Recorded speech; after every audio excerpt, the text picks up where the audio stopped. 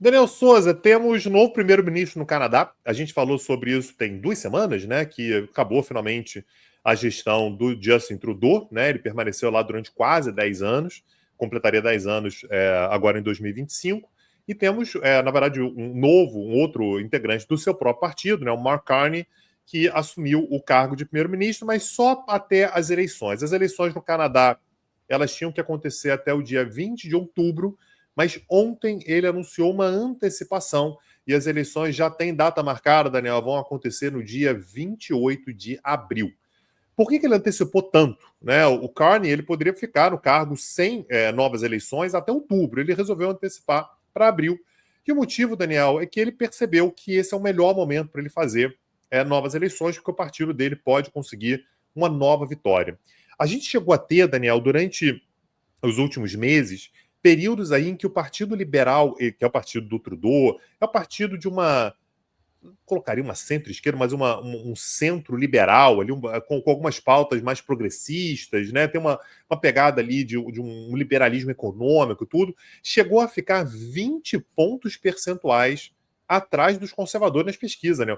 Era meio que favas contadas. Os conservadores vão ser o próximo governo. Não tem como, o Justin Trudeau ele está impopular, o partido não está indo bem e tal, mas isso muito, Daniel, pela percepção do eleitorado canadense de que o Partido Liberal não estava conseguindo lidar com os desafios canadenses à altura. O Canadá tem grandes desafios, o Trump ganhou a eleição, você tem um momento ali no qual o país pode sofrer com grandes tarifas, e você tem um governo canadense que estava meio à deriva, um negócio meio, será que a gente vai gastar mais para estimular a economia? O que a gente vai fazer com as tarifas e tal? Quase um Canadá, Daniel, isso que o governo anterior estava passando, um Canadá coitadinho, um Canadá, pobre Canadá, meu Deus, como é que a gente vai resolver isso? O Trudeau, Daniel, no momento em que ele decidiu que não ia continuar, ele foi para cima e começou a bater de frente com o Trump. E o resultado foi muito rápido, Daniel. Muito rapidamente, essa distância de 20 pontos percentuais nas pesquisas a favor dos conservadores começou a diminuir. E agora o Mark Carney, que é um cara sem experiência política, ele nunca não é sequer parlamentar, aliás, é primeiro-ministro sem ser parlamentar, ele entendeu que essa é a chave.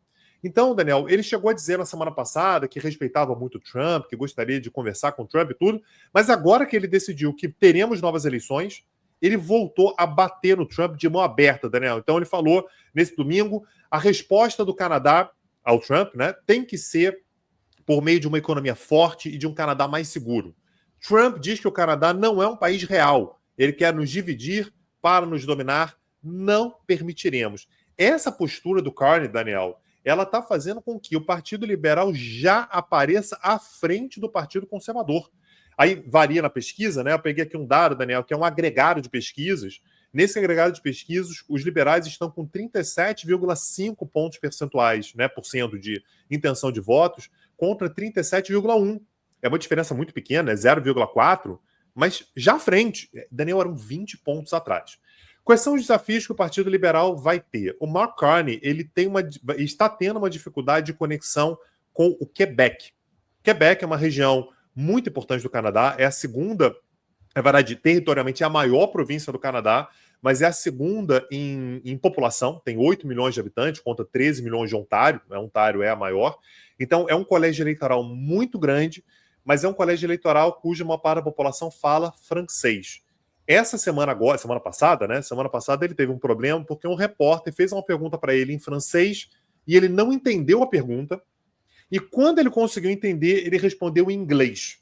Então, isso no Quebec, Daniel, não é que o cara não vá votar nele, mas gera um certo distanciamento e tal. Então, isso pode ser um problema na campanha eleitoral dele. Certamente ele vai ter que lidar com isso. Mas, de qualquer maneira, o momento é muito propício e os liberais têm uma vantagem sobre os conservadores. Tem uma votação mais homogênea ao redor do país. Isso significa que pode conseguir mais cadeiras em mais lugares. Então, pode dar uma vantagem ainda maior do que o número de votos. A gente sabe que você tem um voto distrital. Então, o número de cadeiras pode ser ainda maior do que a votação percentual que o partido vai ter. Vamos ver, Daniel, mas teremos aí, vamos acompanhar, claro, dia 28 de abril, as eleições canadenses. Tem aqui 2 observações. A primeira, acho que bater de mão fechada é mais eficaz do que bater de mão aberta. Ao contrário Bater do de que mão a aberta é Mia... mais humilhante, né? Bater de mão É, fechada machuca mais, mas bater de mão mas aberta é mais humilhante. tá, ok. Então, feita aqui o registro em relação à tecnicidade da agressão do atual primeiro-ministro canadense ao presidente dos Estados Unidos, registra-se também, tem um segundo ponto, que é justamente a questão da rejeição dos canadenses a produtos americanos. Quer dizer, cada vez mais supermercados no Canadá estão cancelando suas compras de produtos americanos e estão ali sinalizando dentro ali das suas gôndolas quais são os produtos provenientes do Canadá e quais são os produtos provenientes dos Estados Unidos. O que é uma loucura, né? Essa briga realmente que os Estados Unidos compraram com o Canadá é algo muito difícil de ser compreendido.